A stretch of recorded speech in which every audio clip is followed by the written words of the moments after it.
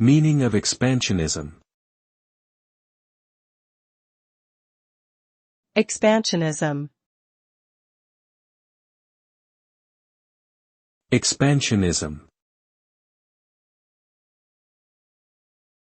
Expansionism. Expansionism. Expansionism is the policy or practice of expanding a country's territory by acquiring new lands, often through military conquest or colonization. It can also refer to a nation's desire to spread its influence and increase its power and prestige in the world by extending its reach beyond its borders. This typically involves aggressive and often violent actions towards neighboring countries or regions. The result of expansionism can be an increase in a nation's resources, wealth, and geopolitical influence, but it can also lead to conflict, exploitation, and resentment from other nations.